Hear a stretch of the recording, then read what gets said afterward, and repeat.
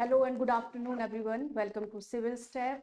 आज की हमारी जो क्लास है सीयूईटी, जिसमें हम लोग ज्योग्राफी का सिलेबस यहाँ पर कवर कर रहे हैं, राइट।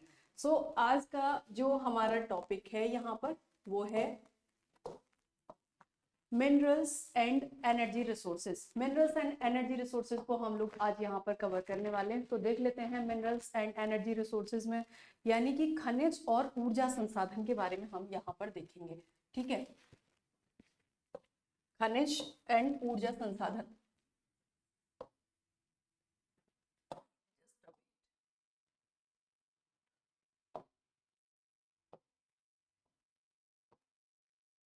हाँ जी, खनिज एवं ऊर्जा संसाधन के बारे में हम लोग यहाँ पर देखेंगे।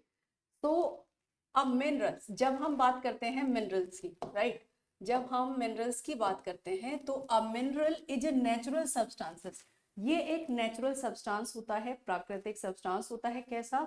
ऑर्गेनिक और inorganic origin with defined chemical and physical properties.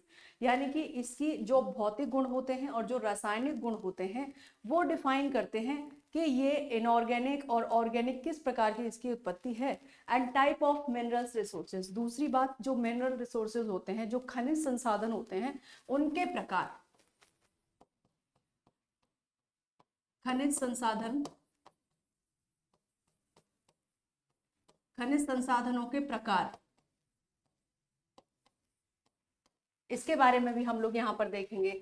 On the basis of, सो यहाँ पर देखिए, on the basis of chemical and physical properties, यानी कि रासायनिक और भौतिक गुणों के आधार पर किसी भी खनिज के या किसी मिनरल के जो रासायनिक गुण होते हैं, जो केमिकल प्रॉपर्टीज होती हैं और जो फिजिकल प्रॉपर्टीज होती हैं, भौतिक गुण होते हैं, उनके आधार पर मिनरल्स में be grouped under the two main category. जो मिनरल होते हैं, जो खनिज होते हैं, उनको हम दो आधारों पर डिवाइड कर सकते हैं। और ये दो आधार कौन से होते हैं? एक होता है मेटलिक मिनरल्स और दूसरे होते हैं non metallic minerals, which may be further by classified as followed, right. यहाँ पर हम मिनरल्स की जब बात करेंगे तो एक है यहाँ पर मेटलिक मिनरल, ये हो गया मेटलिक मिनरल्स, और ये हो गया नॉन मेटलिक मिनरल्स, जिसमें मेटल पाया जाता है और जिसमें मेटल नहीं पाया जाता है। अब जो मेटलिक मिनरल है इसको भी दो भागों में बांटा गया है, जैसे कि फेरस, आयरन, मैग्नीज। यानी कि यहाँ पर ये देखो, फेरस है, आयरन है, मैग्नीज है, राइट। तो ये आपका आता है मेटलिक मिनरल के अंतर्गत। और जो नॉन फेरस, जिसमें कि लोहा नहीं पाया जाता है, एक वो मिनरल आपका यहाँ पर होता है। अब हम देखेंगे नॉन मेटलिक मिनरल्स के बारे में। So fuel minerals, coal, petroleum and natural gas. Other non metallic minerals जो यहाँ पर हैं, जैसे कि माइका हो गया, लाइमस्टोन हो गया, ग्रेफाइट हो गया, ये यहाँ पर मिनरल्स का क्लासिफिकेशन है। सो देखो, as it is clear from the figure, ये जो फिगर आपने देखा यहाँ पर, जैसा कि इससे आपको क्लियर हो रहा है इसके बारे में कि metallic minerals are the source of metals. जो मेटलिक मिनरल होते हैं ये मेटल के सोर्स होते हैं। एंड जैसे कॉपर है, गोल्ड है, produce metal and are included in this category. So metallic minerals are further divided into ferrous. अब देखो, जो मेटलिक मिनरल्स होते हैं उनको फिर से अगेन दो भागों में डिवाइड किया जाता है। वो कौन से दो पार्ट होते हैं? एक हो गया फेरस मिनरल्स और एक हो गया नॉन फेरस मिनरल्स, यानी कि जिसमें आयरन या लोहा पाया जाता है, एक वो ग्रुप हो गया मिनरल का, और जिसमें नहीं पाया जाता है एक वो ग्रुप हो गया मिनरल का। एंड अगेन यहाँ पे आप देखें, जो फेरस, एज यू नो, जब आप देखेंगे फेरस मिनरल के बारे में तो आप देखेंगे यहाँ पर as you know refers the iron and all of those minerals which have iron content are the ferrous, such as the iron ore itself, and the which do not have iron content are non-ferrous and such as copper, bauxite, etc. right? अब देखो यहाँ पर हम बात करेंगे non metallic minerals की। अब metallic minerals हमने देख लिया। अब यहाँ देखेंगे कि जो नॉन मेटलिक मिनरल्स होते हैं वो कौन से हैं? तो are either organic in the origin such as fossil fuels also.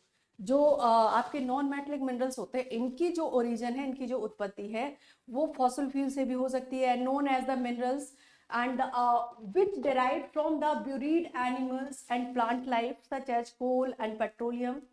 Other type of non metallic minerals, एक और दूसरे प्रकार के नॉन मेटलिक मिनरल्स होते हैं, और उसमें क्या होता है, are igneous in origin such as the mica, limestone, graphite हो गया, है ना। तो देखो माइका, लाइमस्टोन और ग्रेफाइट ये कैसे एक नॉन मेटलिक मिनरल्स के अंतर्गत आपके आते हैं, non metallic mineral. And minerals have certain characteristics, और ये जो मिनरल हैं इनमें कुछ निश्चित विशेषताएं होती हैं। These are unevenly distributed over space, there is inverse relationship in equality and quantity of minerals. अब देखो कुछ जो रेयर मिनरल होते हैं ना, उनकी क्वांटिटी और उनकी क्वालिटी दोनों में इनवर्स रिलेशनशिप होता है। जैसे कि जिसकी क्वालिटी बहुत अच्छी होती है वो बहुत रेयर, बहुत कम पाया जाता है, जिसकी क्वालिटी अच्छी नहीं होती है वो काफी प्रचुर मात्रा में पाया जाता है, ठीक है। So good quality minerals are less in quantity as compare to the low quality minerals. And third आप देखें जो मेन विशेषता है, मेन कैरेक्टरिस्टिक्स है तीसरी, that all minerals are exhaustible over a time, so these take a long to develop geological and they cannot be replenished immediately at the time of need, thus they have to be conserved and not misused as they do not have the second crop, right। अब distribution of minerals के बारे में देखेंगे कि भारत में जो minerals हैं उनका वितरण किस प्रकार से हुआ है उसके बारे में देखेंगे। सो देखो most of the metallic mineral, जितने भी मेटलिक मिनरल्स होते हैं ज्यादातर भारत में ऑक्यूर्स इन द पेनिनसुलर प्लेटू। वो कहाँ पर पाए जाते हैं, पेनिनसुलर प्लेटू में पाए जाते हैं, आपने देखा भी होगा। अच्छा एक चीज और, आप अगर लोकेशन वाइज देखें कि पेनिनसुलर प्लेटू कहाँ पर पाया जाता है, तो ये पेनिनसुलर प्लेटू है, और ये कैसा है, ये एक ट्रेंगुलर टाइप का पेनिनसुलर प्लेटू है आपका, राइट। पेनिनसुलर प्लेटू का जो आकार है वो कैसा है, ये है आपका त्रिभुजाकार, पेनिनसुलर प्लेटू त्रिभुजाकार है peninsular plateau. And petroleum reserve are located in the sedimentary basin of Assam, Gujarat and the Mumbai high offshore region in the Arabian sea. So new reserve have been located in the Krishna Godavari Kaveri basin में ये पाया जाता है। जो नए reservoir पाए गए हैं वो कहाँ पर, के कृष्णा गोदावरी बेसिन में पाए गए हैं। And most of the major mineral resources occurs the east of and the line linking Mangaluru and the Kanpur. अब हम यहाँ पर बात करेंगे कि जो मिनरल्स होते हैं, जो खनिज होते हैं, are generally concentrated in the 3 belts of India. Bharat में विशेष तौर पर वो 3 बेल्ट्स में कॉन्सेंट्रेटेड हैं, 3 बेल्ट्स में पाए जाते हैं। And these may be some sporadic concurrence here there isolated and these belts are, कौन से ये बेल्ट हैं इनके बारे में अगर हम बात करें तो नॉर्थ ईस्टर्न प्लेटू रीजन, एक हो गया नॉर्थ ईस्टर्न प्लेटू रीजन। दूसरा ये जो बेल्ट है नॉर्थ ईस्टर्न प्लेटू रीजन की जो बेल्ट है यहाँ पर देखो, सो दीज बेल्ट्स छोटा नागपुर झारखंड इसमें है, Odisha plateau, West Bengal and the parts of Chhattisgarh. और यहाँ पर कुछ पार्ट्स आपको देखने को मिलेंगे छत्तीसगढ़ के बारे में। So have you ever thought about the region of major iron steel industry being located in this region? और आपने इसी के साथ एक चीज और देखी होगी, अभी हमने क्या यहाँ पर देखा, ज्यादातर जनरली आप देखेंगे जो मिनरल्स का ज्यादातर कॉन्सेंट्रेशन है, संकेंद्रण है, वो कहाँ पर है, वो पेनिनसुलर इंडिया में है और भारत के 3 बेल्ट्स में पाया जाता है। एक नॉर्थ ईस्टर्न बेल्ट हो गई, छोटा नागपुर बेल्ट हो गई, और एक ओडिशा वेस्ट बंगाल बेल्ट हो गई, ठीक है। अब देखो ज्यादातर जो स्टील इंडस्ट्री है वो भी इसी बेल्ट में पाई जाती है। ऐसा क्यों, कभी सोचा है कि ऐसा क्यों? क्योंकि मिनरल्स भी वहीं पर पाए जाते हैं, वहीं पर केंद्रण होता है मिनरल्स का। So have you ever thought about the region of major iron steel industry and being located in this region? It has a variety of minerals, iron ore and the manganese, bauxite, mica आदि यहाँ पर ये पाए जाते हैं। अब हम यहाँ पर एक चीज और देखेंगे, साउथ वेस्टर्न प्लेटू रीजन, दक्षिण पश्चिम प्लेटू रीजन के बारे में हम लोग देखेंगे। So the belt x tends over Karnataka, ये जो बेल्ट है ये कर्नाटका के ऊपर एक्सटेंड करती है, Goa continuously, Tamil Nadu, Uplands and Kerala. So this belt rich in ferrous minerals, ये जो बेल्ट है ये इसमें फेरस मिनरल्स में रिच है, मतलब कि जो लौ खनिज पाए जाते हैं जिनमें लोहा पाया जाता है उनमें ये काफी रिच है, जिनमें आयरन पाया जाता है, एंड बॉक्साइट में, इनमें काफी रिच है ये, ठीक है। अब यहाँ देखो, it also contained high grade iron ore, manganese and limestone. So this belt lacks in coal deposits except Noweli and the lignites. This belt does not have as diversified mineral deposits. ये जो belt है ये mineral deposits की काफी इसमें diversify है, काफी विभिन्न अलग अलग मात्रा में पाया जाता है। और जो नॉर्थ ईस्ट रीजन बेल्ट है, so Kerala has deposits of monazites. Kerala में मोनोजाइट डिपॉजिट्स पाया जाता है, राइट। आपने एक चीज सुनी होगी कि जो केरला में बीच है, बीचेस पे उसकी जो सैंड है वहां पर मोनोजाइट्स और थोरियम जो बीच हैं उनके रेत में पाया जाता है, उनके सैंड में पाया जाता है केरल में। और ये ना कई बार आया है एग्जाम में, ध्यान रखिएगा। Goa has iron ore deposits, और गोवा में आयरन ओर डिपॉजिट्स भी है, राइट। अब देखो एक और चीज हम देखेंगे यहाँ पर, जो नॉर्थ वेस्टर्न रीजन है, उत्तर पश्चिमी क्षेत्र में क्या पाया जाता है। सो उत्तर पश्चिम क्षेत्र में क्या पाया जाता है उसके बारे में हम लोग एक बार देख लेते हैं। यहाँ पर देखिए, this belt extends along Aravalli Rajasthan and part of the Gujarat. यानी कि ये जो बेल्ट है ये कहां से कहां तक फैली हुई है। सो ये बेल्ट आपकी अरावली राजस्थान से लेकर Gujarat and mineral associated with Dharwar system, minerals associated with Dharwar system, Dharwad system of rocks, copper, zinc have been major minerals and Rajasthan rich in the building stone। यानी कि राजस्थान यहाँ पर आप देखेंगे कि बिल्डिंग स्टोन्स में काफी ये है, ठीक है। एंड मार्बल यहाँ पर पाया जाता है, लाइमस्टोन, ग्रेनाइट पाया जाता है, जिप्सम पाया जाता है, यहाँ पर जिप्सम पाया जाता है, ठीक है। दूसरी चीज आप देखें यहाँ, gypsum and fillers deposits are also extended. Dolomite and limestone provided raw material for cement industry and Gujarat known for its petroleum deposit। और गुजरात अपने पेट्रोलियम डिपॉजिट के लिए जाना जाता है। अब एक चीज आप देखो, डोलोमाइट एंड लाइमस्टोन जो है, जो डोलोमाइट है और जो लाइमस्टोन है, ये प्रोवाइड करता है रॉ मटेरियल को, किसके लिए, सीमेंट इंडस्ट्री के लिए करता है। Gujarat is known for its petroleum industry, और गुजरात जाना जाता है किसके लिए, पेट्रोलियम इंडस्ट्री के लिए गुजरात जाना जाता है यहाँ पर।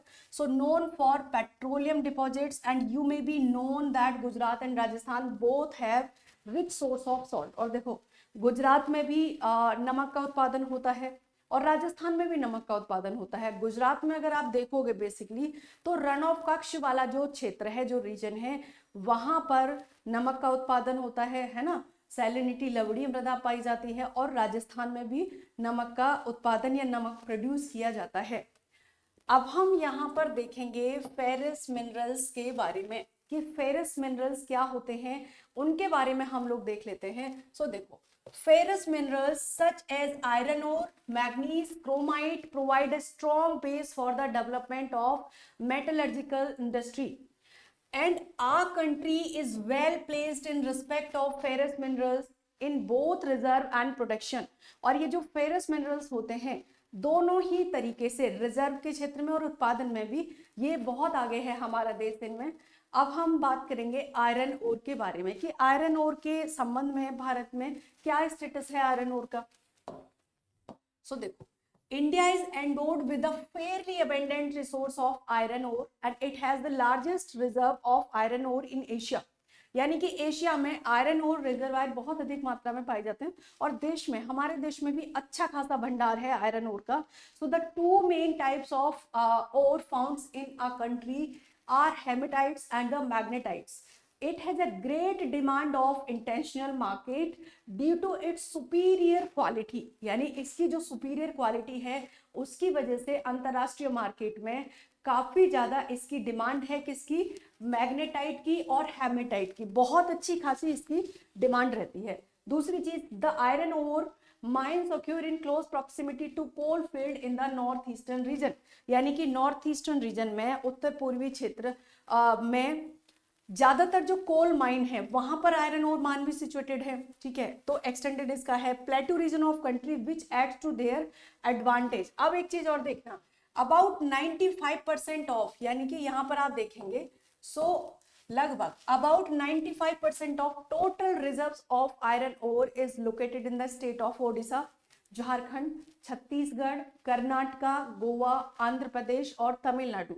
इसका मतलब क्या हुआ कि लगभग 95%, यानी कि देश में जितना भी आयरन ओर होता है उसका 95% आयरन ओर जो पाया जाता है वो ओडिशा, झारखंड, तमिलनाडु, कर्नाटका, गोवा, तेलंगाना, आंध्र प्रदेश में पाया जाता है। And in Odisha iron ore occurs in series of hill range of Sundargarh, Mayurbhanj and Jhar. Odisha में 3 हिल्स रेंज हैं, पहाड़ी श्रृंखलाएं हैं, जैसे सुंदरगढ़ हो गया, मयूरभंज हो गया, झार हो गया, वहां पर जो आयरन ओर है ये बहुत अधिक मात्रा में पाया जाता है। अब हम आगे देखेंगे मैग्नीज के बारे में। सो मैग्नीज की जब आप बात करते हैं, it is a important raw material for some of smelting iron ore and also used of manufacturing ferro alloy. देखो, जब मैग्नीज की बात हम कर रहे हैं, so manganese is an important raw material for the smelting of iron ore, यानी कि आयरन ओर के स्मेल्टिंग के लिए बहुत ही इंपॉर्टेंट एक कच्चा पदार्थ ये होता है, रॉ मटेरियल होता है मैग्नीज, जो कि मैन्युफैक्चरिंग में काम आता है। Manganese deposits are found in almost all geological formation and however it is mainly associated with Dharwar system. Odisha is the leading producer of manganese. जो ओडिशा है वो मैग्नीज का लीडिंग प्रोड्यूसर है, राइट। मैग्नीज बहुत अधिक मात्रा में, प्रचुर मात्रा में पाया जाता है ओडिशा में।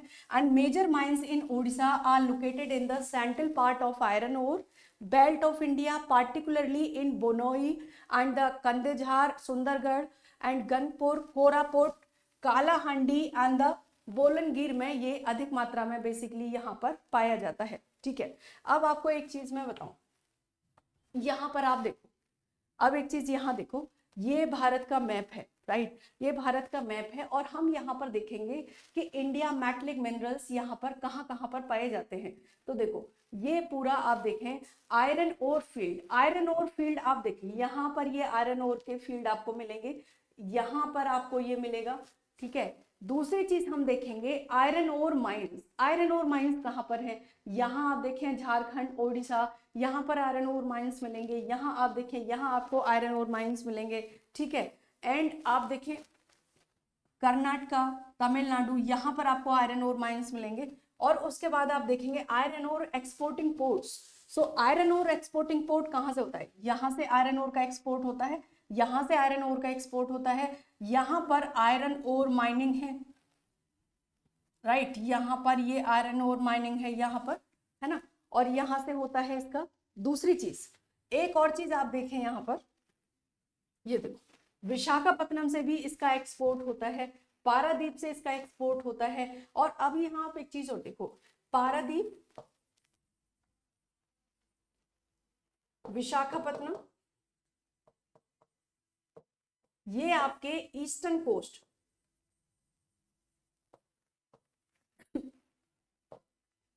ये आपके पाए जाते हैं कहां पर, ये आपके ईस्टर्न कोस्ट, राइट।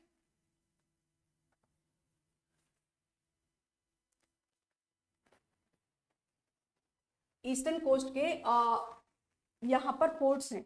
आगे हम देखेंगे, सो गुजरात, छत्तीसगढ़, ये देखो, Gujarat, Chhattisgarh, Madhya Pradesh and Maharashtra are major more important producers, and Bhavnagar, Jamnagar in Gujarat have the major deposits. Chhattisgarh has bauxite deposits. Chhattisgarh में बॉक्साइट बहुत अधिक मात्रा में पाया जाता है अमरकंटक प्लेट्यू में, वाइल कटनी, जबलपुर एरिया जो है बालाघाट का, मध्य प्रदेश का, एंड यहाँ पर भी बहुत इंपॉर्टेंट डिपॉजिट हैं बॉक्साइट के। Thane, Ratnagiri, Satara, Pune, Kolhapur, Maharashtra and important producers, Tamil Nadu, Karnataka, Goa mine producer हैं बॉक्साइट के। अब हम बात करेंगे यहाँ पर कॉपर के बारे में। कॉपर के बारे में बात करेंगे तो देखो, यहाँ कॉपर के बारे में क्या बात होती है, copper is an indispensable metal. जो कॉपर होता है ये एक इंडिस्पेंसिबल मेटल होता है इलेक्ट्रिकल इंडस्ट्री में, for making wire electrical Motors. आपने देखा होगा जो वायर बनते हैं, मोटर के जो तार बनते हैं, वो तांबे के बनते हैं, कॉपर के बनते हैं। तो इलेक्ट्रिकल इंडस्ट्री में जो कॉपर होता है ये बहुत इंपॉर्टेंट होता है। एंड ट्रांसफार्मर, जनरेटर, यानी कि जनरेटर बनाने के लिए भी कॉपर का इस्तेमाल किया जाता है, ट्रांसफार्मर बनाने के लिए किया जाता है। And alloyable, malleable and the ductile, it is also mixed with gold to provide strength to the jewelry. Even आपने एक चीज देखी होगी कि जब ज्वेलरी बनती है, ज्वेलरी जब बनती है, आपने देखा होगा कि कई बार ऐसे बोला जाता है 24 कैरेट गोल्ड है, या हमारी ज्वेलरी जो है वो 22 कैरेट की है, 20 की है, 18 की है। तो बेसिकली 24 कैरेट जो होता है वो प्योर गोल्ड होता है ना। उसके बाद जैसे 20 हो गया, 22 हो गया, 18 हो गया, इसमें कॉपर मिलाया जाता है, क्योंकि जो सोना होता है, जो गोल्ड होता है, वो सॉफ्ट होता है। अगर उसमें कोई दूसरी चीज नहीं मिलाई जाएगी तो क्या होगा, उसमें बहुत ज्यादा स्ट्रेंथ उसमें नहीं होती है और वो ज्वेलरी जो होगी बहुत जल्दी खराब हो जाएगी, राइट। उसी तरीके से इसमें जो कॉपर मिलाया जाता है उस ज्वेलरी को क्या होता है, स्ट्रेंथन मिलती है, शक्ति मिलती है यहाँ पर, और वो टिकाऊ होती है। तो copper deposit mainly occurs in the Singhbhum district and Jharkhand. तो कॉपर जो है वो सिंह भूमि डिस्ट्रिक्ट में पाया जाता है, झारखंड में, and Balaghat district in Madhya Pradesh, and the Jhunjhunu and Alwar district in Rajasthan, right.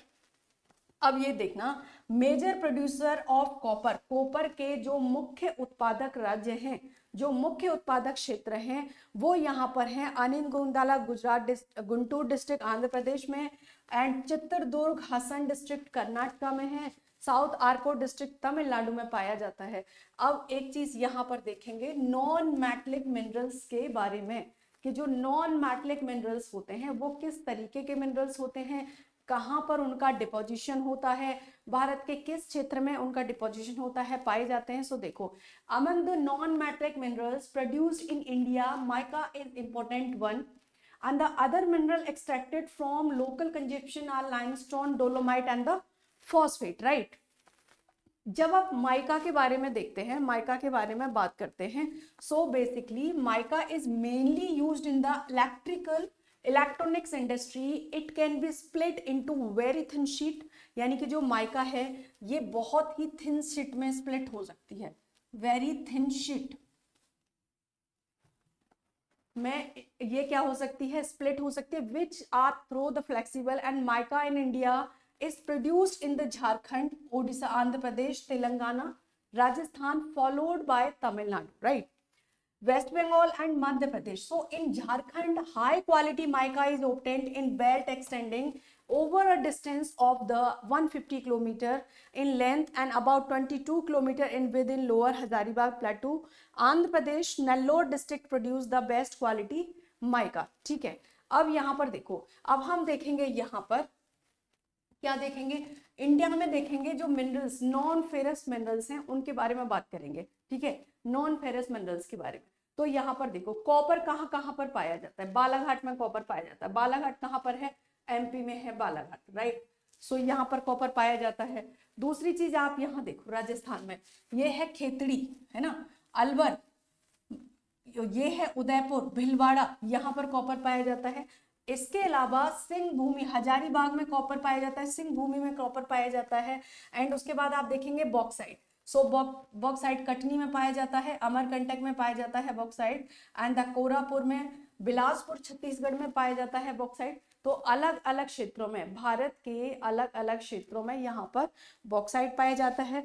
आगे हम लोग देखेंगे एनर्जी रिसोर्सेज के बारे में। अब हम यहाँ देखेंगे, ये तो हो गया हमारा मिनरल्स, अब हम देखेंगे एनर्जी रिसोर्सेज के बारे में। सो देखो, energy resources, mineral fuels are essential for generation of power. जो मिनरल फ्यूल होता है, जो खनिज ईंधन होता है, वो आवश्यक होते हैं किसके लिए, ऊर्जा के जनरेशन के लिए, शक्ति के जनरेशन के लिए, and required by agriculture industry, transport, other sector of the economy, जो कि हमारे अर्थव्यवस्था के, इकोनॉमी के अलग अलग सेक्टर में काम आता है। एंड एनर्जी, जब हम बात मिनरल फ्यूल्स की करते हैं, मिनरल फ्यूल मतलब जैसे कि कोयला हो गया, पेट्रोलियम हो गया, नेचुरल गैस हो गया, इनको आप कैसे जानते हैं, also known as fossil fuel. तो इनको हम फॉसिल फ्यूल के नाम से भी जानते हैं, राइट। सो देखो, nuclear energy, minerals are the conventional source of energy and these conventional source are exhaustible resources, right. कोयला, अब बात है यहाँ पर कोयला की, कोल की बात है। अब देखो, coal is one of the important minerals, यानी कि जो कोयला है ये एक बहुत ही महत्वपूर्ण मिनरल है, which is mainly used in the generation of thermal power and smelting of iron ore, right. Coal occurs in rock sequence, और दूसरी चीज, जो कोयला है ये रॉक सीक्वेंस में मुख्यतः पाया जाता है of two geological age, namely Gondwana and tertiary deposit. कहां पर, एक तो गोंडवाना जो चट्टाने हैं वहां पाया जाता है, राइट, दूसरा ये टर्शरी चट्टानों में पाया जाता है।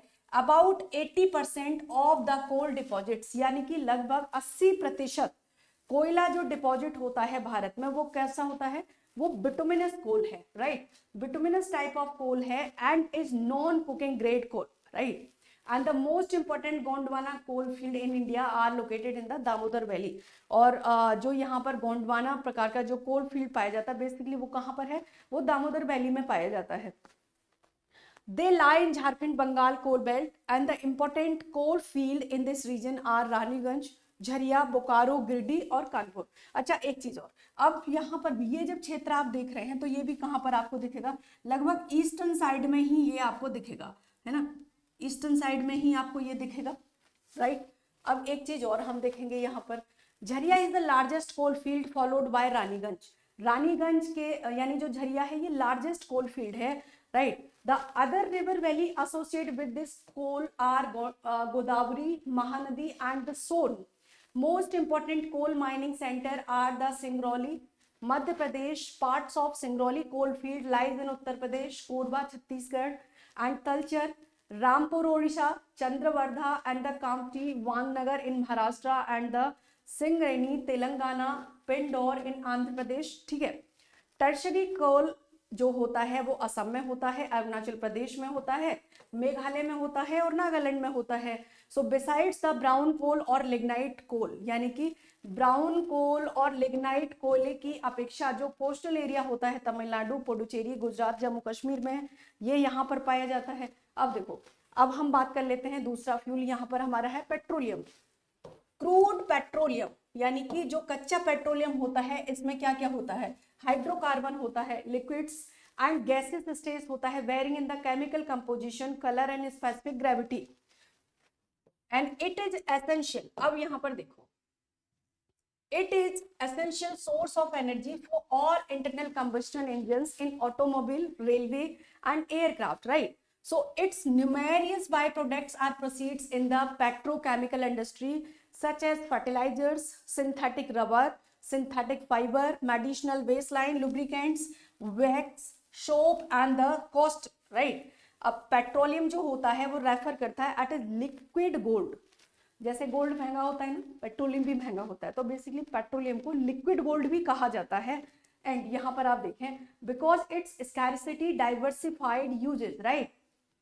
क्रूड पेट्रोलियम जो होता है ये कहां पर, सेडिमेंट्री चट्टानों में होता है टर्सरी पीरियड की, and oil exploitation and the production a very systematically taken up after the oil and natural gas commission was set up in 1956। Oil and natural gas commission 1956 में सेटअप किया गया था और ये बहुत ही सिस्टमैटिक वे में, systematic तरीके से ऑयल को एक्सप्लोरेशन करने में, ऑयल के एक्सप्लोरेशन में मदद करता है। सो देखो, till then Digboi in Assam, तभी से 1956 से जो डिगबोई है असम में was only oil producing region, but the scenario change in after 1956। Recent year में क्या हुआ, new oil deposits have been found at the extreme western eastern part of the country. अब यहाँ पर एक चीज और आप देखो, जो ऑयल एक्सट्रैक्शन है कहाँ से, कुओं से क्रूड ऑयल निकाला जाता है, कच्चा तेल निकाला जाता है, कंटेन्स मेरी इम्प्योरिटीज, और बहुत सारी इसमें इम्प्योरिटीज होती हैं, अशुद्धताएं होती हैं, like it can be use directly, है ना, it can not be use directly. तो कुओं से जब तेल निकाला जाता है, पेट्रोल निकाला जाता है, तो वो उसमें इतनी इम्प्योरिटीज होती हैं कि उसको डायरेक्टली यूज आप नहीं कर सकते हैं, it need to be refined, इसको रिफाइन करने की आवश्यकता होती है, इसीलिए रिफाइनरी बनाई जाती है। And these are two types of refineries in India, field based refinery, market based refinery. So Digboy is an example of field based and the Baroni example of market based। देखो ये पिछले साल सवाल पूछा गया है, तो यहाँ पर देखो जो डिगबोई है ना, ये एक फील्ड बेस्ड रिफाइनरी है, डिगबोई एक फील्ड बेस्ड रिफाइनरी है, राइट, फील्ड बेस्ड। और जो बरौनी है ये एक मार्केट बेस्ड रिफाइनरी है, बरौनी एक मार्केट बेस्ड रिफाइनरी है, ये चीज भी आपको ध्यान रखनी है। अब हम देखेंगे यहाँ पर नेचुरल गैस के बारे में। सो अब हम देखेंगे नेचुरल गैस के बारे में। देखो natural gas is found with petroleum deposits and released when crude oil is brought to the surface, यानी कि जो पेट्रोलियम डिपॉजिट्स होते हैं ना उसी के साथ नेचुरल गैस पाई जाती है। और जब नेचुरल गैस जो होती है, ये पेट्रोलियम जब आता है क्रूड ऑयल जब एक्सप्लोर किया जाता है तो उसी के साथ ये नेचुरल गैस रिलीज होती है सरफेस पर, right. And it can be a domestic and industrial fuel, और ये एज ए डोमेस्टिक फ्यूल के रूप में भी काम हो सकता है घर में, और इंडस्ट्रियल फ्यूल के रूप में भी काम हो सकता है। So it is use as fuel in power sector to generate electricity for heating purpose in industry, and as raw material in chemical, petrochemical and fertilizers industry, ठीक है। India's major gas reservoirs are found in the Mumbai High Allied Field along the west coast, which are supplemented by finds in the Cambay Basin. Along the east coast, new reserves of natural gas have been discovered in the Krishna Godavari Basin. अब यहाँ पर आप देखो, India में oil refineries की जब बात हो रही है तो कहाँ कहाँ पर पाए जाते हैं ऑयल रिफाइनरी? ये बरौनी में है। कहाँ पर है बरौनी? असम में है। और ये कैसा है? ये एक फील्ड बेस्ड बरौनी यहाँ पर है, और ये है डिगबोई। बेसिकली ये तो है बरौनी में, और ये असम में है डिगबोई, है ना। ये है असम में। सो यहाँ देखो, ये एक फील्ड बेस्ड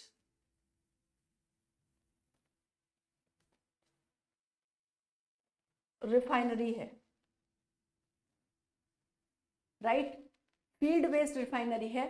और जो बरौनी है ये एक मार्केट बेस्ड रिफाइनरी है। बरौनी जो है ये एक मार्केट बेस्ड, ये मार्केट बेस्ड रिफाइनरी है। आप देखें विशाखापत्तनम में पाई जाती है, एंड तातीपाका में पाई जाती है, हल्दिया में है, बीना में है, बीना एमपी में है, डिस्ट्रिक्ट है, राइट। मथुरा में रिफाइनरी है, बहुत फेमस, पानीपत में है, एंड भटिंडा में भी है रिफाइनरी, जामनगर में है, मुंबई में है, मैंगलुरु में है, कोच्चि में है, एंड यहाँ पर आप देखेंगे चेन्नई में रिफाइनरी है। तो भारत में अलग अलग जगह पर जो रिफाइनरी है वो पाई जाती है, राइट। सो आज की हमारी जो क्लास है उसको हम यहीं पर बाइंड अप करेंगे। हम लोग मिलेंगे नेक्स्ट वीक अपनी नेक्स्ट क्लास में।